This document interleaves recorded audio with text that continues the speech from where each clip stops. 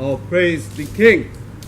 On this Sabbath, Lord has brought us to the first book of Kings, chapter 17, the introduction of Elijah, come to be known as a great prophet, in that even the Christ referred to John the Baptist as the reincarnation of Elijah, as prophesied in the book of Malachi, that this prophet would return before the coming of the Christ. And in the book of Kings, chapter 17, the introduction of Elijah, the Tishbite, known from the land of Gilead, east of Jordan, balances a time when much recklessness led the children astray under the rule of King Ahab, who in the previous chapter had married Jezebel, who was the daughter of a pagan nation, Ethbaal, the king of the Zidonians, and they worshiped the pagan god Baal.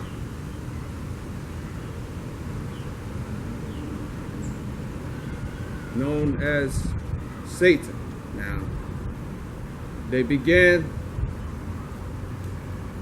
to perform these rituals, in that Ahab was seen as provoking Lord to anger more than any other kings before. And so Elijah is instructed to speak unto Ahab and to warn Ahab of these ways. And Lord would bring a famine, and that no rain would come on the earth.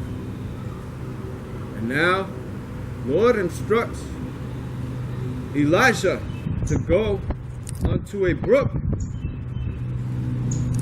and to wait. And there the ravens would come and to feed him. Cherith is the name of the brook. And as Elijah does, the ravens would come in the morning and the evening and bring bread and flesh.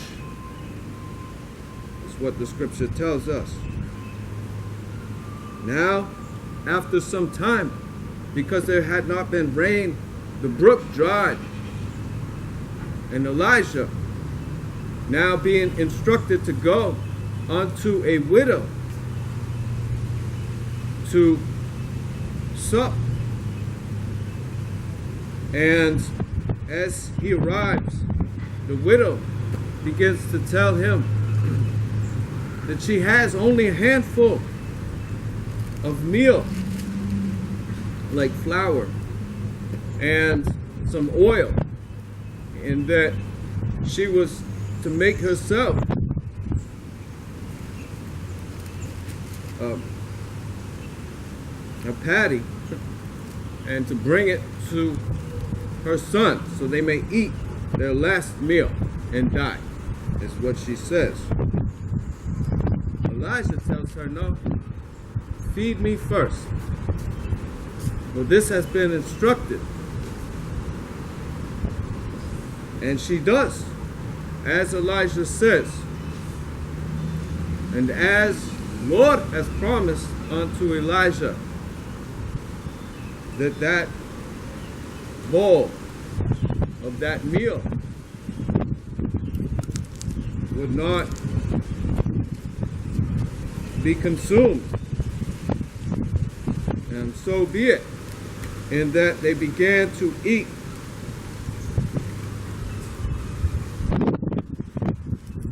without end.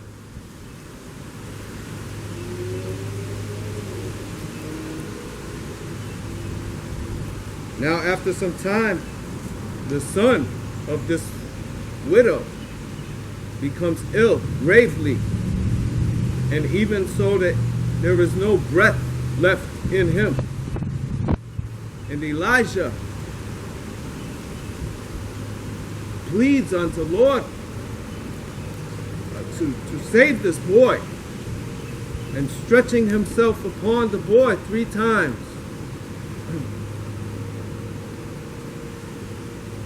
While praying unto the Lord, let this child's soul come into him again. And Lord heard the voice of Elijah, and the soul of the child came unto him, and he revived. And the woman says to Elijah, now by this I know that you are a man of Jah, and the word of Lord in your mouth is true.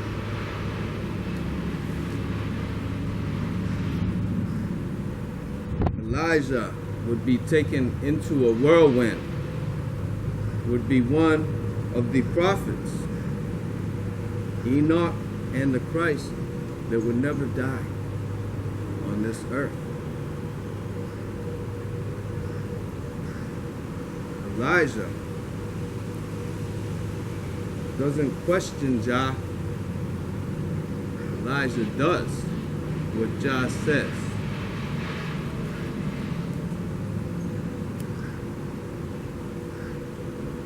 Man lives in fear of one another.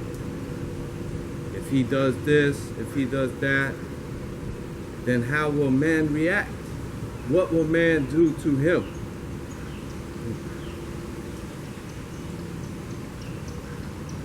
One man said,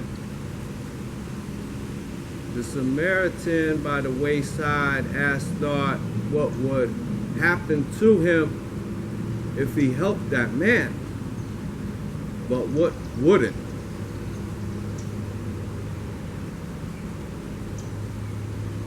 And what if he didn't help that man? Then what would happen to him?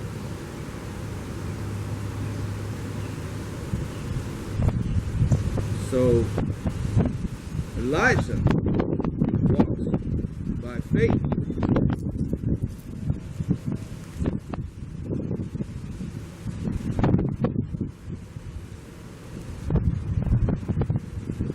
Therefore proving himself worthy